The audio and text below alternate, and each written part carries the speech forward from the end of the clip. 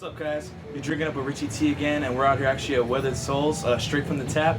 On this edition, we're gonna be hanging out with Marcus, master brewer. He is awesome. I've been waiting to meet this guy and hang out with him. So let's go in and let's start drinking up. And before we do that, make sure you guys are commenting, make sure you're subscribing, hitting that little ding to let you know when we got a new episode up. And yeah, let's go.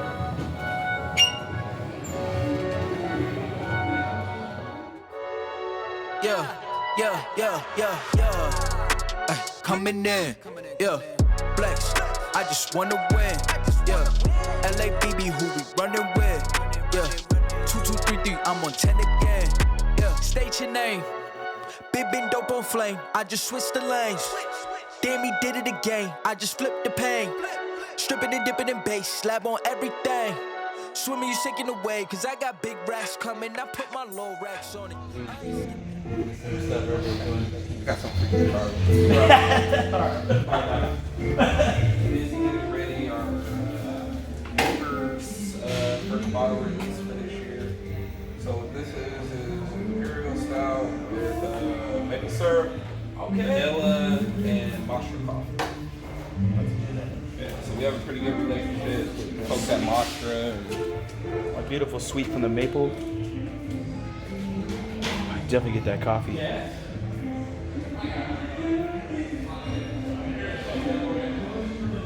Oh man, beautiful body. So it's nice roasted. A little bit of the sweet with the roast with the maple because it's some kind of an intricate style. I bet you as this gets hotter, it's actually gonna get a little more coffee-esque.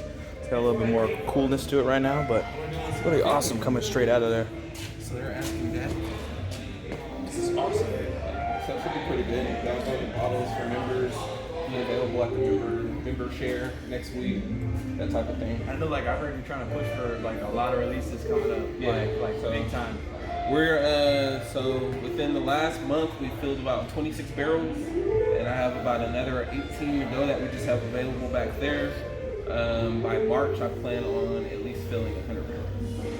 Dang. So that's the goal. I mean, you got some heavy duty equipment. Yeah. We have So enough space master at this doing- point, so to be able to do it. I've kind of like got caught up on like the course situation, so I kind of started having some more fun with some of the variation stuff. So when you So started, like the 4080, for instance, I was like, well, I don't have to brew a regular batch of 4080. Let's do something different. switch it up, man.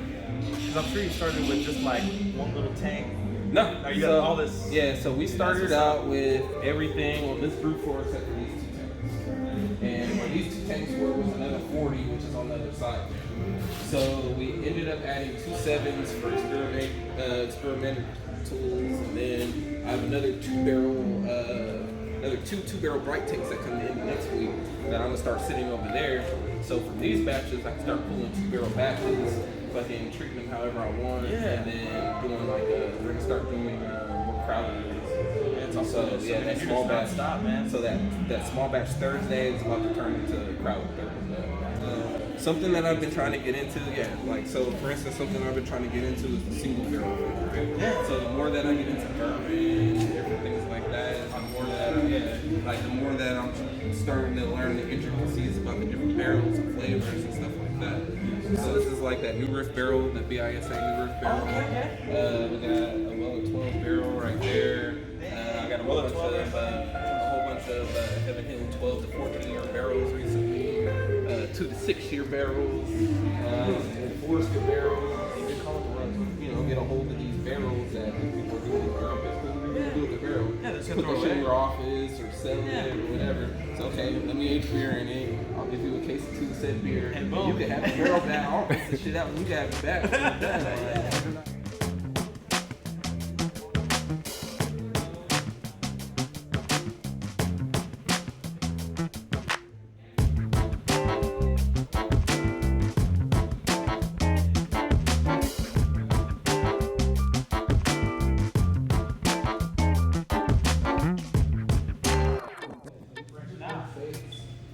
Something to look forward to, people. Yeah, so right now what we're doing with this space is mid-space. We've done a wedding already, we've done receptions, we've hosted electoral debates. We had CPS here dealing with the whole time to save power thing. Yeah, those are old barrels from my older days. Yeah, so we have a set of 4 beers, which would be our West Coast malt, 4080, Roundabout Midnight, and then Dollar. So at this point, what my focus wants to be is like St. Marcos, Austin, Houston, Dallas, like those outskirt areas and stuff like that. So big cities. Exactly. So I got one of our sales staff trying to build a portfolio of Houston right now. Cool. Let's go. We'll drink up something else. We'll sit down.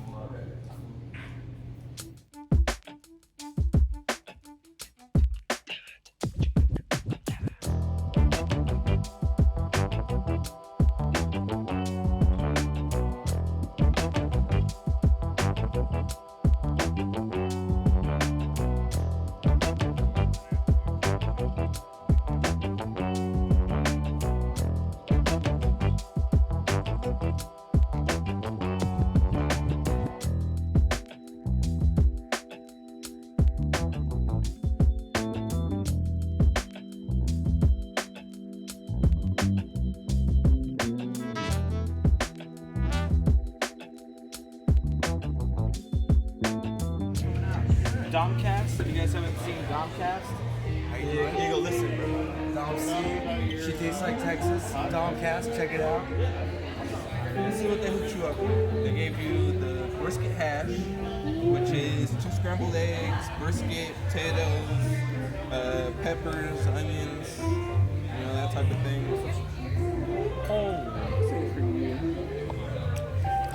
A little bit of meat, a little bit of spice. Chipotle aioli. Hey, that chipotle aioli And on there. then I get mine with the smoked cheddar instead of mozzarella. So that's the smoked cheddar on it. going in for seconds real quick. Ooh, buddy. A little bit of spice. It has like the potatoes in there. It kind of gives you a little more heartiness. Awesome.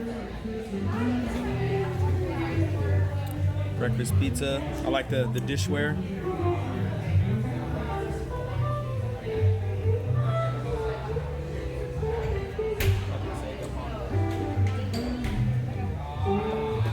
Look at that chorizo. It's got that great bite. Especially with eggs. You guys like, sunny side up eggs. Yeah, oh yeah. The texture, the body, everything, it just works together. I mean, this is something great to come snack up while you're drinking up. I mean, ooh. This is just one of the featured items that they always have. I mean, they have a lot of other stuff too. I've been here a few other times. So on point. And then the blueberry stone. So if you're not always in the breakfast mood and just want something to go along with your coffee beer or something along those lines, then Going straight for a stout already. Got blueberry, just that little bit of coffee notes, and especially with all the amazing coffee stuff he's creating. Coffee stout, woo! Dude, that's what's up. And these are just 3 items that they always have, but they have so many more. You guys gotta come check out their menu. Look at it online. I'm gonna put it at the bottom for sure. And next, we're gonna be going into going to a flight with Marcus. So.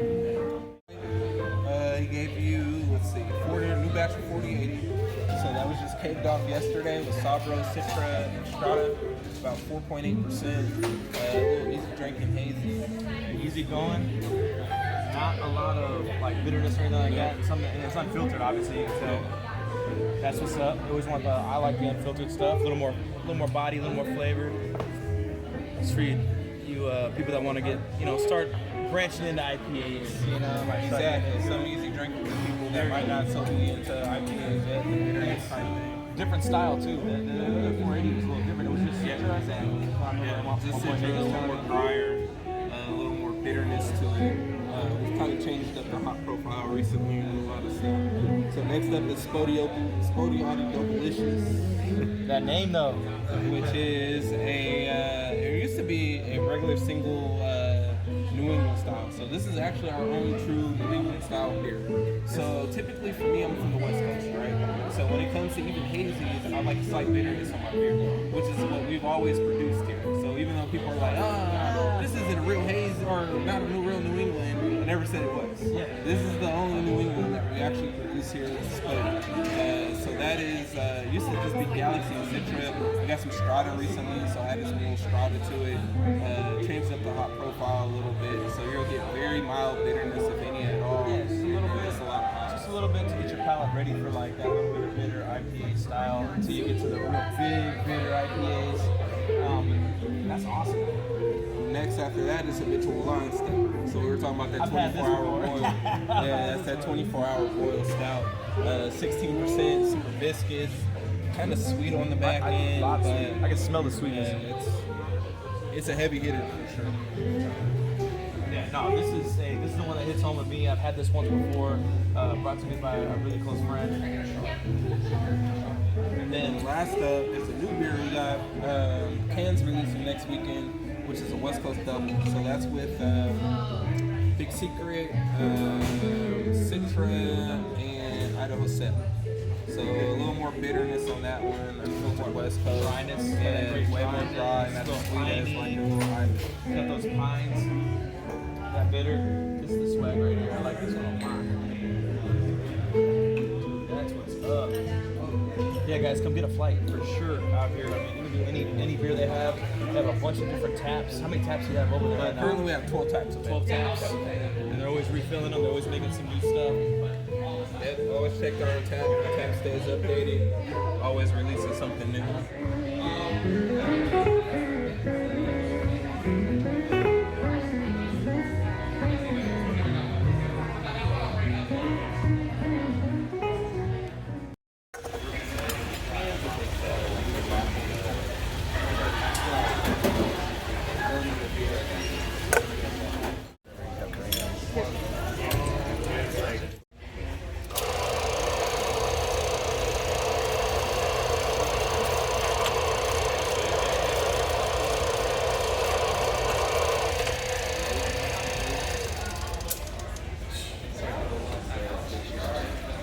Dragon Ball Z in one hand.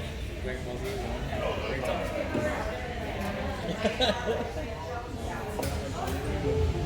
All right, man. So, well, the first question is like, what got you into brewing? That is a big one. What got me into brewing was competition. So I have an older brother. He had got one of those like Mr. Beer kits, right, for Christmas one year. And so he never used it, and then he finally did a beer. And the beer came out god awful. And so it was one of those things where it was like, oh, I could brew a better beer than you. So then I didn't even actually brew my own beer. We ended up brewing a beer together, and it came out bad. And we brewed another one, and it was tolerable, but it's still bad. So then in the course of that, I took a promotion with Citibank, moved out here, and then basically got in a car accident and didn't have a car for a while. So the money that I had, I needed to occupy my time. And I was living off of like 90 and 211 in the middle of nowhere, but I couldn't get anywhere, way out there, bro. So I was like, you know what? I'm just gonna spend the money that I have and buy my own little homebrew setup. So bought a homebrew setup, and then just kind of basically went from there. And then in the course, you know, I had a couple of bad beers. Was almost about to throw that shit away. And then girlfriend at the time, wife now, was like, no, you spent all that money, you gotta keep it, blah, blah, blah. And then that's how Roundabout Midnight came. So yeah, the Porter was the very first beer that like came out and hit me. Like where I was like, I can drink Porter yet. Because like what people don't understand is like I'm my worst critic, right? So even then, I'm not gonna drink bad beer. I don't care if I made it. I don't care. Like I'm not gonna drink bad beer. Life is too short to drink bad beer. So you know I'm dumping beers, different things like that. And then I had the Porter. I was like, man, this shit is actually pretty good. So another question would be, if you had to pick a style, because I mean I know it's super hard to pick a style. Because I'm all over the place. I still love Russian Imperial stouts and heavier beers more than anything. But I love IPAs, of course, and pale ales and all that. But what's your favorite? It would be Imperial Stout. Imperial stouts, Specifically barrel aged. and is that the favorite brew right now? That would be no. So it's not my favorite to brew because Another it's question. labor intensive. Gotcha. So dealing with stouts, you figure you have more grain within that process than any other beers that we typically do. One of the biggest things I go up to ask, what do you think of the 24-hour boil? That's crazy, man. So you know it's crazy. That's crazy. So most breweries 24-hour boil. I won't say most, but some have direct fire, right? Yeah. So if you do a direct fire beer, you kind of have to sit there and monitor it, make sure there's no shenanigans, Make sure nothing happens crazy, blows up on you. Yeah, we run direct steam here. So, and I get alarms. So I pretty much hung out out for about 6-7 hours. Hot right here. No, I went home. Went home and basically turned my phone as loud as it could be, and then it's like, all right, if I hear any alarms, my emails go off, I'll get up and go through it. Yeah. So through the course of the night, I woke up every few hours, kind of checked, and no alarms. I came back in, everything was good. So I'm like, all right, fine. Cool, hey. Now, would I do that again? Probably not, unless we're doing something that I'm specifically trying to achieve barrels or something like that. Definitely. Like, I don't really, you notice the difference, but I could probably get away with a 12-hour boil and achieve the same thing that I wanted to do. Because you also, it's cool that you go for like very high output content, and that's what people look for, of course, in like, you know, the craft beer world, you know, we're all looking for, we're not gonna drink 5%. Sometimes it's like, you know, that's like morning beer, right? Exactly. Now, another huge question I want to ask, your inspiration for all your names for your beers. It just varies. It I'm just a big depends on pop what you're- culture person. What you're into, right? Yeah, exactly. So do you go off of the taste, like the actual, you know what I'm saying? You go off of the taste of what it tastes like? Or is it just like, oh, this is a cool name, I'm just going to throw it on this one? You know what I'm saying? Typically, so the way that I tried to map it before was I tried to do specific pop culture stuff on specific styles. And then over the course of 3 years and, you know, 300 plus beers, you kind of... You gotta get creative. Yeah, you got to start trying to get creative at Because that habitual point. line stepper's cool. Yeah. I love that one. I'm also a big So, fan. big Dave Chappelle Me too. I was fan. watching stand-up last I'm night. a big comic fan. You know, we're talking about Dragon Ball. Big Yeah, Dragon Ball fan. Z. Yeah, shout out. Anime, that type of stuff. So it's always just kind of what I grew up with, kind of just had fun with, and kind of just go from there. With the IPAs, I've tried to stick to hip hop names, just kind of because that's what we started out with going with specifically with IPAs. But even then, I've kind of delved from that. So it's just more so Started from the bottom. It's kind of just, you know, more so what I'm feeling at the time. Yeah, dude, that's awesome, bro. Because I mean, that's appealing in the world of brewing, right? Everyone's looking for those. You got to make it crazy, fun. You do. You have to make crazy names there, and fall into like, you know, like I like Infinity. You know, I like Infinity going. Like that's awesome. I like Marvel. Huge into Marvel and DC, and y'all know that now. I haven't told y'all about that, but I'm super nerdy and all that stuff. What advice would you give to a brewer or someone that's trying to become a master brewer or come up in the brew game and just, you know, they want to expand and learn and create? Basically, don't do it for the money, right? You have all these businesses, breweries that are opening because they find the lucrative point, okay, breweries are popping right now, right? So, okay, I like drinking beer, so, I can open a brewery. But at the end of the day, you shouldn't open a brewery unless you actually have a love for the product. That's physically what you want to do because it translates into the beers that you guys do, right? If you're going to do something like this that's so labor intensive, have a passion. You gotta love it. I mean, Because like otherwise you're making shitty beer and it doesn't translate well, and there you go. And then it bastardizes the whole name of craft beer because now you have 7,000 plus breweries that are open, but out of these 7,000 breweries, how many of them are making good beer? Yeah, and it's all this, and then you're sitting there picking like, they're not even trying, or they're selling out. Exactly. There's other things where they're selling out, and they're just, you know, you gotta be a part of the culture.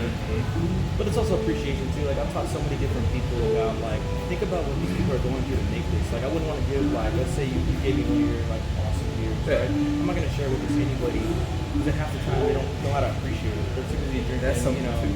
You know what I'm saying? Like there's appreciation, and I've dealt with that plenty of times. And the whole like, let me sell them, you know, we do this and do that, and that also goes for like on my, you know, wine. I do it all. You know, I'm drinking up boys, but they don't have appreciation like they should, you know. So like I like to make sure that there's always like I try to tell everybody like have appreciation and realize what people are going through. I mean, you're out here, you're grinding, you're working hard. This is your art. You know what I mean? Like you appreciate people that are showing love to you and enjoying your stuff. And that's you know, it's your passion. You don't want someone just to be like, this is whatever. No, you put a lot of heart into it. Being in San Antonio, you kind of get that sometimes because San Antonio is still a brand new market for craft beer. Oh yeah, regardless that there's been, you know, craft beer brewery here for 10 years. It's so new. It's still new as far as the overall spectrum of craft beer. So you get people in here all the time, like, try a West Coast IPA. They don't know, this is too bitter. Yep. Wait a second. It's a West Coast IPA. Supposed to be like, bitter, yeah. It literally says that there's 80 IBUs in this beer. This isn't you should, you should expect that bitterness upon first sip, right? Or, you know, dealing with some stouts. Oh, this is too thick. Yeah. And if you see IBUs, obviously everybody that's the bitterness, so think of it as like, it's like, look okay, at that level. we're making stouts specifically from Wisconsin, right? So if you don't want something so viscous, you go ahead and move to pour. But don't say the stout is too thick when it's specifically brewed to be thick. Yeah, I mean, you don't want to have something that's super watered down, but then everybody's used to like, you know, they used to like Guinnesses, right? But I think that's like a heavy beer, and I'm like, that's not a heavy beer. That's actually pretty light. Exactly. It's actually lighter than some of the light beers. So, compared to some things that some people are pushing out these days. sure, dude, crazy. But yeah, man. Well, dude, thanks for having me here at your brewery. I mean, everyone, you got to come out to Weathered Souls for real. Come check that out in San Antonio, Texas, for sure. Make sure you're checking out. We got the first season out on that's right now on YouTube, so you can check that out. We're drinking with Richie T. Instagram and Twitter, we're posting something new every single day. And then Food and Beverage Podcast Network, I got my podcast. So you got to go check that out on all platforms, from Spotify to Apple Podcasts. And me and Marcus are gonna chill here and drink up. And until next time, guys. Cheers.